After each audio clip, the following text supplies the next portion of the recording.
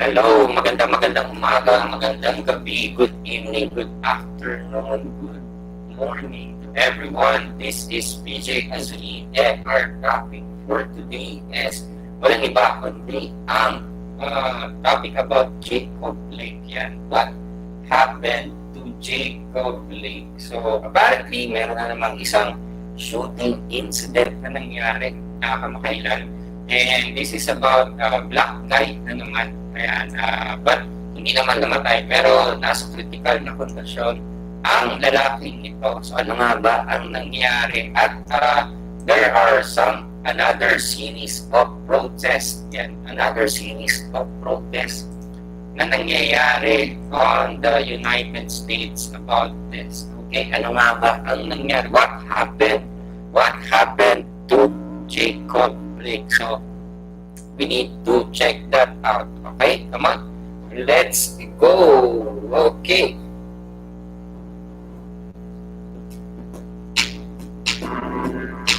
If this is your first time visiting my YouTube channel, please don't forget to like and subscribe and click the notification bell so that you are updated for any upcoming videos, live stream, or tutorials, mga kapatid. Okay.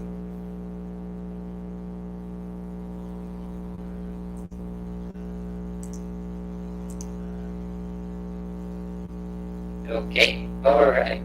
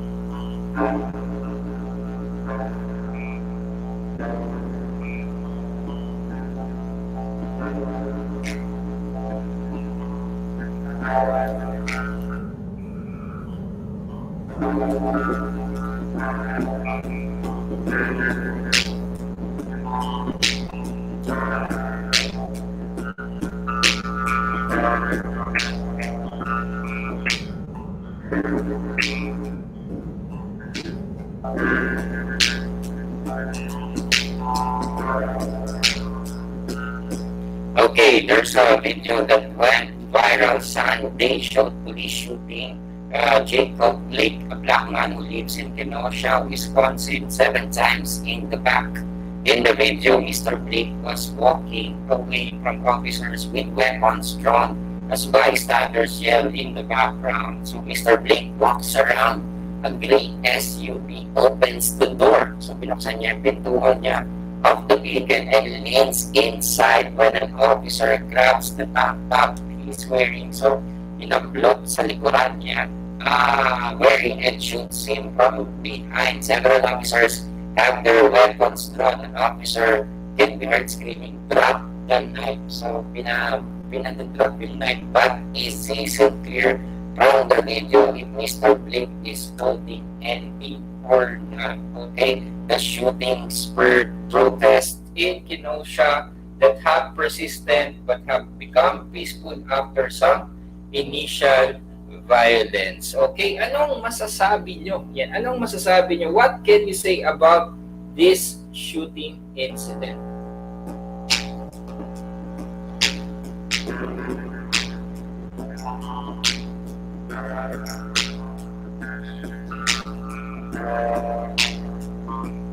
Naririnig ba ako?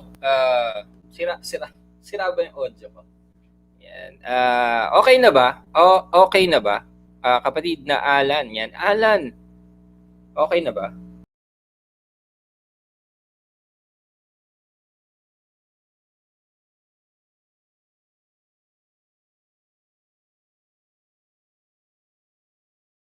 Sa aking napakagwapong pinsan, Alan Chris Azurin. Yan.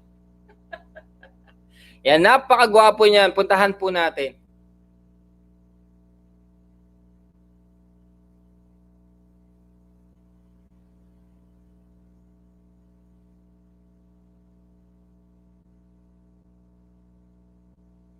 Yan. On Wednesday, the Wisconsin Department of Justice said that Mr. Blake admitted having knife in his possession.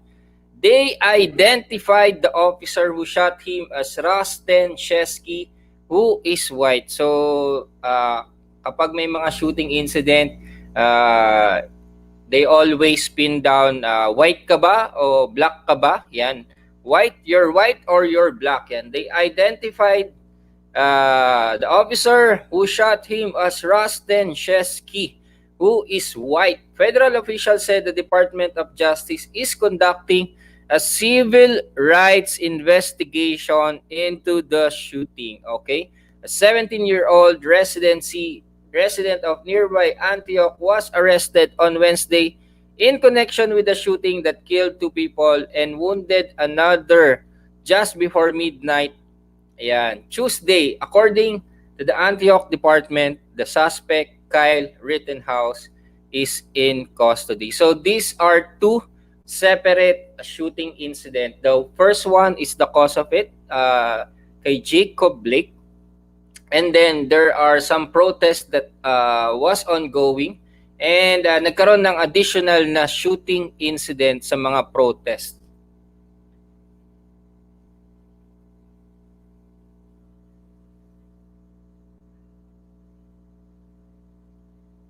Okay.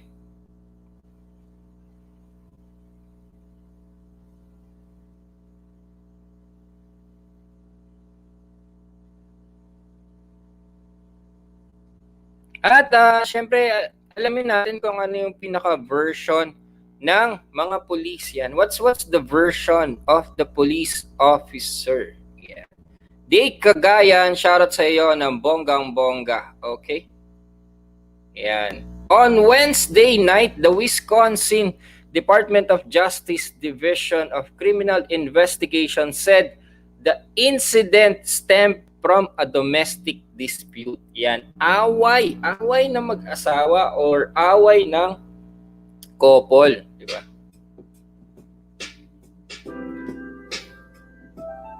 So, kumbaga, away-away lang. Yan, away-away lang. Pero, officers arrived and attempted to arrest Blake, a 29-year-old black man, and used a taser in a failed attempt to stop him, the DCI said. Blake walked around his vehicle, opened the driver's side door, and leaned forward. Yan, the agency said.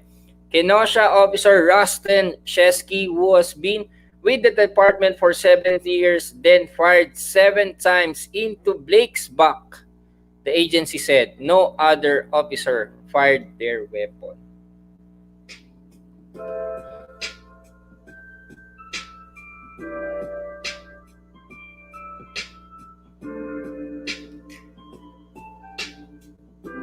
The agency said Blake admitted he had a knife in his possession, and law enforcement agents said they recovered a knife from the driver's side floorboard of Blake's vehicle. The release is the first official police version of events, but still leaves gaping holes in its timeline and only the outlines of an explanation. It does not indicate why police moved to arrest Blake whether he brandished or threatened to use the knife, or why Sheskey shot so many times into Blake's back. It does not mention his children in the vehicle or other family members standing just feet away. The police version of events was released after nightly protests in Kenosha calling for police transparency and against anti-black violence. Day Cagayan, shoutout sa'yo ng bonggang-bongga. Welcome to our live stream. Yan. So nagkaroon din ng mga protest ang NBA. Hindi sila naglaro. Yan. NBA has resumed its game before. They're playing in Florida, but then because of this incident, nag-protest sila, hindi sila naglaro. Yan, hindi sila naglaro. Yan. The protest extended into the sports world on Wednesday night as the NBA's Milwaukee Bucks refused to play a playoff game, sparking wildcat strikes across basketball, baseball, and soccer leagues. So, lahat ng mga ganitong pangyayari, laging nagkakaroon ng komosyon. Yan. Laging nagkakaroon ng komosyon whenever there is a black guy or an injustice that is happening here in the United States. Lagi nilang pinipinpoint, Black Lives Matter. Yan, Black Lives Matter. Okay? And sinasabi nila na, lagi na lang nagkakaroon ng police brutality. Yan, kapag isang puti at isang itim ang involved. Yan, very sensitive information, very sensitive topic ang puti at itim dito, okay?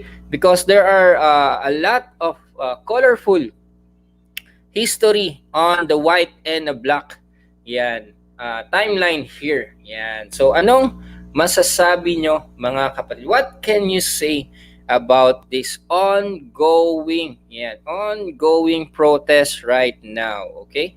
So ano na nga ba nangyari? Yan, what happened to Jacob Blake right now? I think he is already on the hospital. Yan.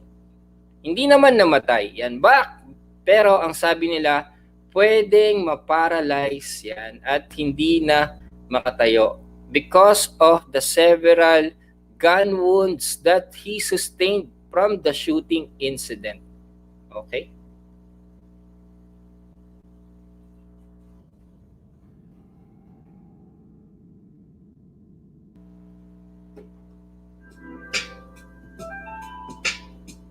Yes, Reina and Keith, Canada. Yan, that's very unfortunate, kapatid.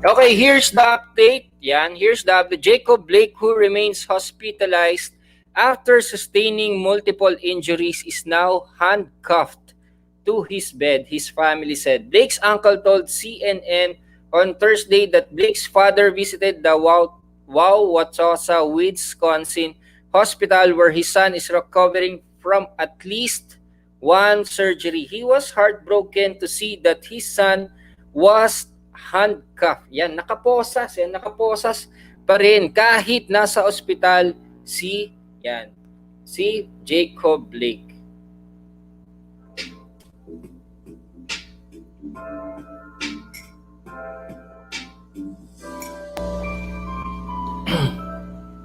Mega love, shoutout sa'yo, Reina in Keith, Canada. Sabi ng tatay niya, this is an insult to injury, Justin Blake. Sabi. And the uncle of the victim said, he is paralyzed and can't walk. And they have him cuffed to bed. Yan, why? Yan, Blake, a 29-year-old black man, has spent several days in the hospital. A Kenosha police officer shot him 7 times in the back on Sunday while trying to detain him, state investigators said.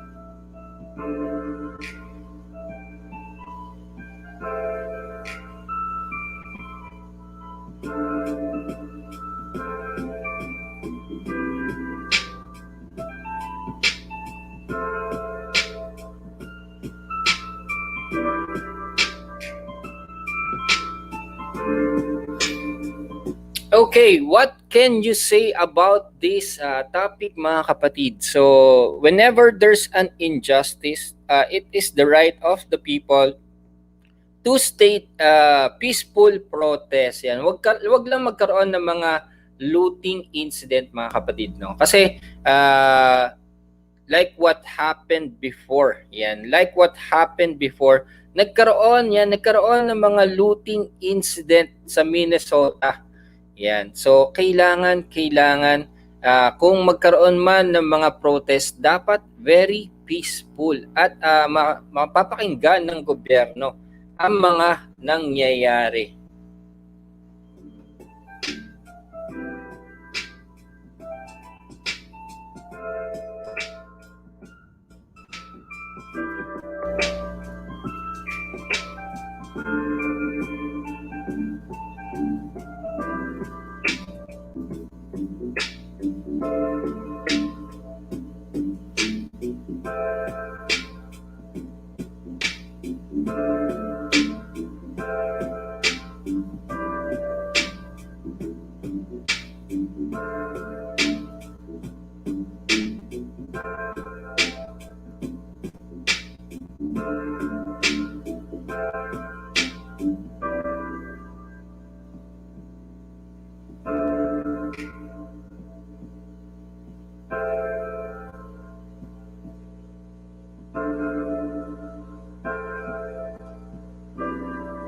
So ano nga ba ang nangyari? Bakit nagkaroon ng ganong incident?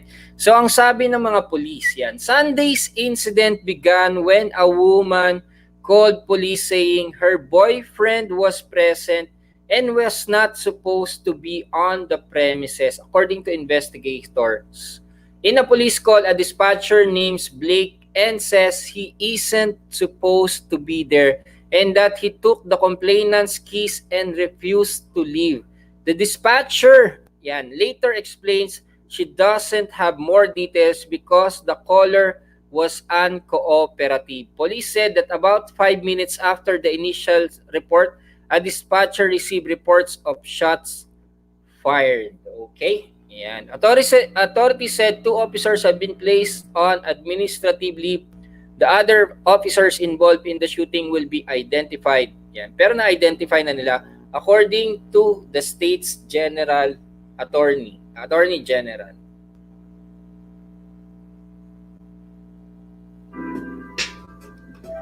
Yan. Anong masasabi nyo, mga kapatid?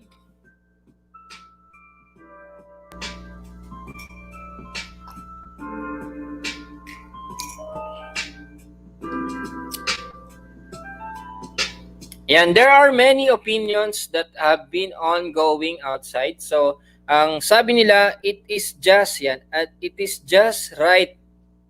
It is just right that they have apprehended Jacob Blake because he is posing a threat and he doesn't want to cooperate. Yan. Tinaser na nila pero walang effect, di ba? And then, but the 7 shots is unguaranteed. Yan. At least once lang and at least to man lang siya hindi siya pagalawin, disarm him yan. Pero if you are on the police officers if you are in the police officers feet or katayuan on the situation of police officers, ano ang gagawin nyo if it is posing a threat to the peace of the area? Yan. So, it is your sworn duty to protect the innocent lives as well. So, is it right that you shot yan, 7 shots was fired. Yan. So anong masasabi nyo? At kung makikita nyo yung mga videos, you can search on the videos na ongoing. Maraming tao, yan, maraming tao nung panahon na yon. Maraming tambay sa labas. Yan, maraming tambay sa labas at marami ring nag-record ng video. From one angle nakuha yung pagbukas ng pintuan ni Jacob Blake at yung paghaltak sa likod at pinaputukan. Yung isa naman ay dun sa kabilang anggulo. Yan. Yung kapitbahay nila, yung nanay ng kapitbahay ay lumabas din. Sabi, "Mom, get inside the house." Tapos napapalapit na, biglang pumutok. Yan, narinig na yung mga putokan. So you can search on the YouTube, any news out there. There are videos circulating about two videos about the Jacob Blake shooting incident. Yan. Anong masasabi nyo? Ayan. If it's a domestic dispute, yan, sana ay na-resolve nila. Pero, syempre, kung hindi nila ma-resolve dahil lalaki yung involved, yan, wala silang control din sa lalaki. Very powerful. Yan. I think it is right that they called the police to calm it down, to handle the situation. Yan. Siguro, kung lumabas na yung police, yan, as for me, for Jacob Blake, he should have just cooperated with the police. Okay? So, kung sinabi, umalis ka na dito sa lugar na to, or please tigilan mo na yung family, yan, sa pag-aaway nyo, yan, nothing will happen like this. Okay?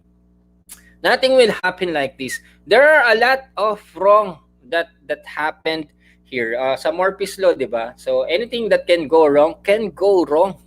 Okay? So, walang pwedeng isang sisihin lamang dito, 'di ba? Ay, dahil dahil white 'yan, police brutality. Siguro kailangan we have an open mind. Number one, it's a domestic dispute 'yan. Away ng mag-asawa or away ng magkasintahan ang incident na 'to. Number 2, 'yan. Kung hindi na na-control, tama lang ang ginawa nung babae o yung tumawag na police, yan, to handle the situation.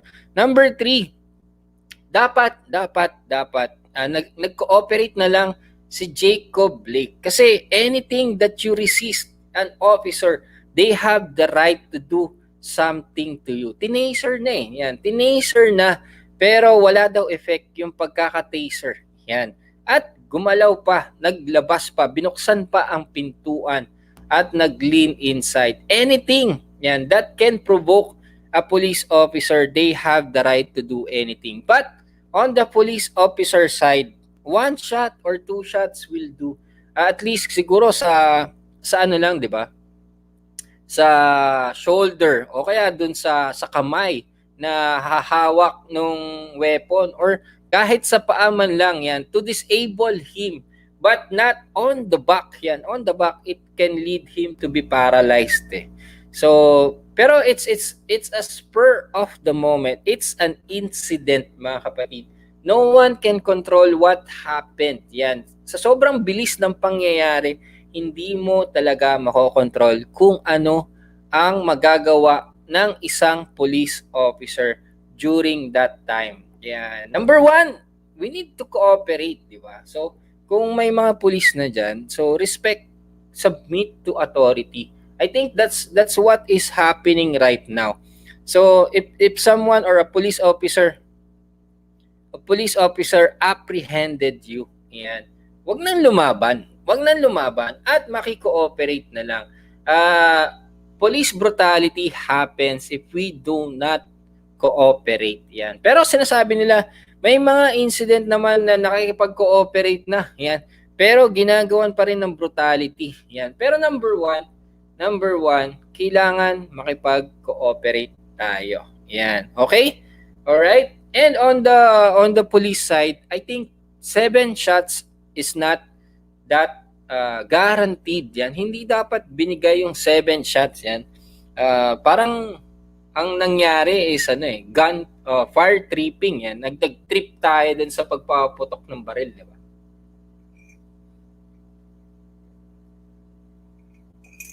Yeah.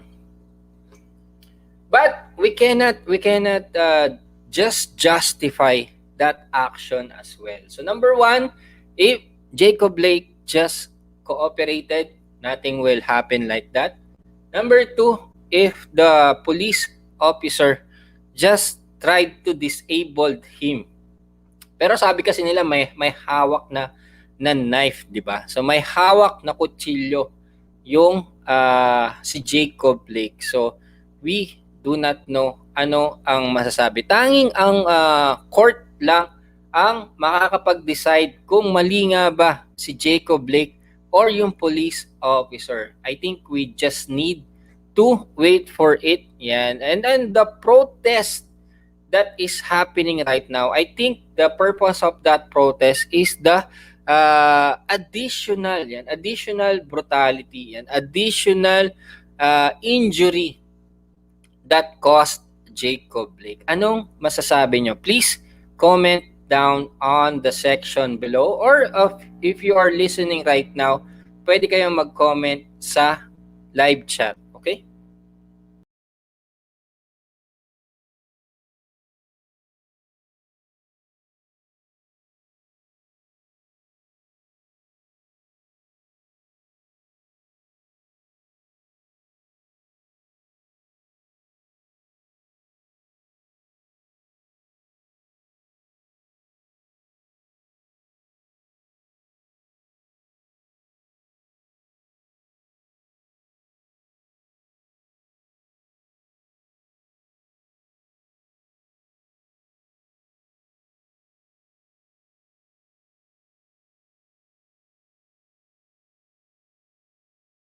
DJ or Daniel, shoutout sa inyo.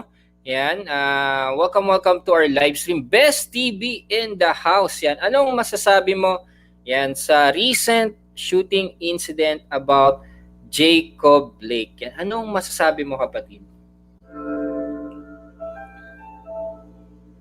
Mega love shoutout kay Best TV in the house. Isa sa mga big channel natin right now na kaibigan sa YouTube community.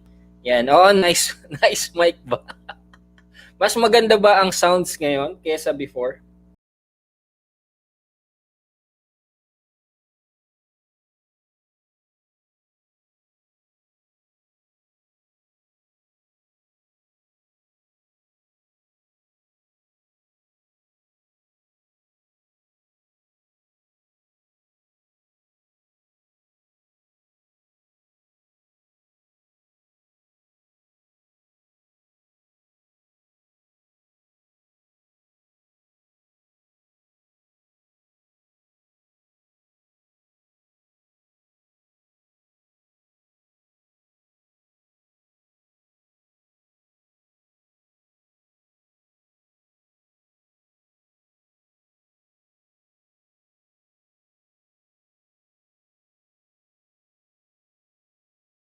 Ayan, meron na tayong mic at meron na rin tayong ring light. Medyo kailangan din tayo mag-upgrade yan. Rendering my next video kaya nakasilip dito. Salamat sa palaging pagsilip sa aking live stream, kapatid na Best TV. Ayan, another viral video na naman ang ginagawa mo, kapatid. Yan. Tungkol saan na naman yan? Agimat ba? Or misteryo ba? Or katatakutan ang bago mong video?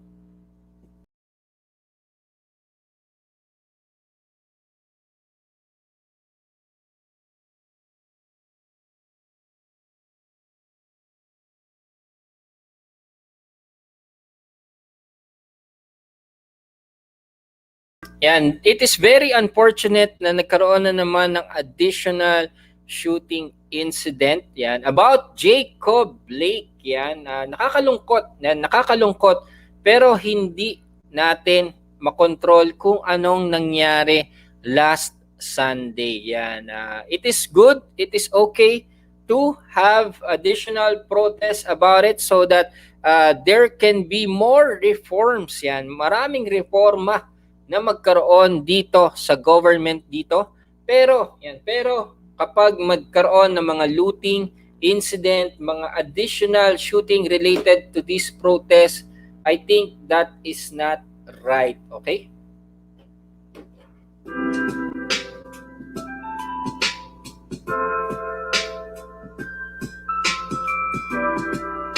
Yan, pasensya na kayo, medyo nangangapa pa. Yan, kapag nakasalpak lahat sa aking USB, yan, nasisira yung mic. Yan, yung isang unboxing ko before, sira yung mic. Yan. Yung pangalawa naman is sira naman yung webcam. So kailangan we need to be creative on how to handle this mga equipments na to. And syempre, wala pa tayong sound system na maayos. Yan. Microphone pa lamang. Hoy, Best TV, congratulations on your silver play button. Pwede mo ba akong masendan ng picture mo? Yan. Pwede mo ba akong masendan ng picture ng silver play button mo, kapatid? Yan. I am very happy for you and I am very proud for you, kapatid na Best TV. And thank you for always dropping by on this live stream, kapatid.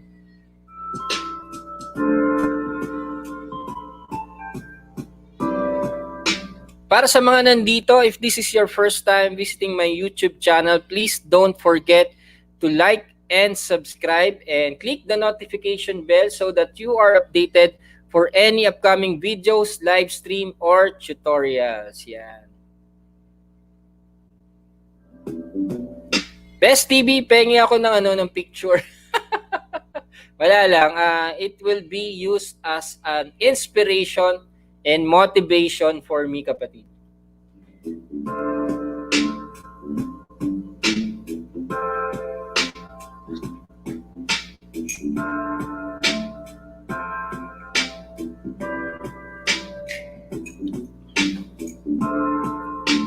Yan, pengi naman ako ng picture para mabati kita. Gagawa ako ng video. Yan. Gagawa na ako ng video ng, oy, congratulations, Best TV. Wala lang. Para additional content sa akin, okay?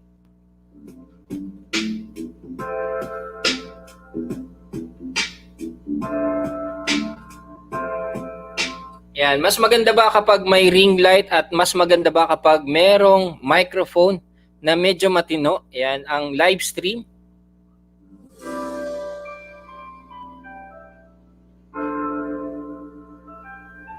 I think the answer is yes.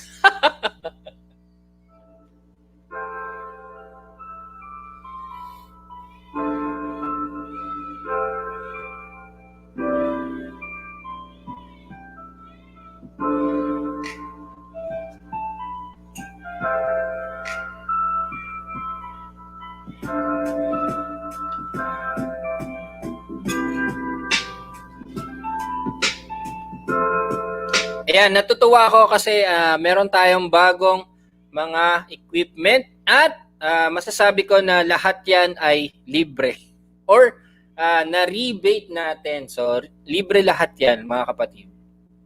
Itong microphone na to ay libre. Yan, yung ring light na yon ay libre. You just need to have a review. Kailangan mo lang i-review yung product and makakakuha ka ng refund 100%. So, yan, this is a good opportunity for you as well if you want to be a beta tester or sabi nila ay product reviewer. Yan. Dito kasi sa US, kapag nasa US ka, sellers or yung mga product retailers are aiming for having a good and positive reviews. So, pwede ka nilang sendan ng kanilang mga product. So, kailangan mo lang mag-message sa kanila. Yan. So, there are different types of refund or testing or getting it free. Number one, yan, may mga products ako na bibigyan kanila ng pambili. Yan, sa via PayPal. para maka-purchase ng product. Yung iba naman is kapag napadala na sa'yo yung product, yan, saka kanila i-refund. And yung pinaka most common na refund or getting the product free is if you purchase, you receive the product, you tested it, and you provide a positive review on the Amazon. Itong ring light is from Walmart. Itong microphone naman ay sa Amazon. Yan. If you provide a positive feedback or honest feedback, kunwari, nagbigay ka ng 5 stars, yan, and then maggawa ka ng comment, parang nagsasub mag-comment ng tama, yan, para magkaroon ng libreng products, yan. You can have them as well if you are on the US side nga lang. This is a caveat, mga kapatid. I'm not sure if this is available on other part of the countries as well, okay? On the other countries. But I think, yan, mag-upload muna ka, host. Sige, salamat kapatid na Best TV.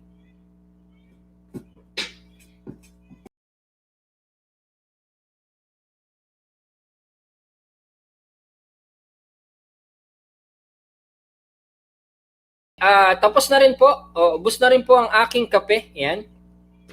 At isa lang po ang ibig sabihin nun. Yan. Tapos na rin po ang live stream ni PJ Azurin. Yan. Ako po ay magpapaalam na. Yan. At sana po ay may natutunan kayo. At sana po ay magkaroon kayo ng awareness kung anong nangyayari sa mundo natin. If you are in the house, stay safe. Yan. Stay at home. Stay safe, mga kapatid. At this is PJ Azurin na nagsasabi na sa Diyos lamang po ang papuri at pasasalamat sapagkat sa Kanya lamang po nagmumula ang lahat ng kung anong meron tayo. Yan, to God be the glory and praise forever. This is PJ Azurin. Yan, stay at home, stay safe. Wash your hands for 20 seconds at ligo-ligo din pag may time. If you are going outside, you need to wear a mask or protective gear. At ingat po sa lahat ng mga nandito. Kita-kits po ulit bukas, same time, same channel, PJ Azurin. Okay? Bye-bye everyone. God bless.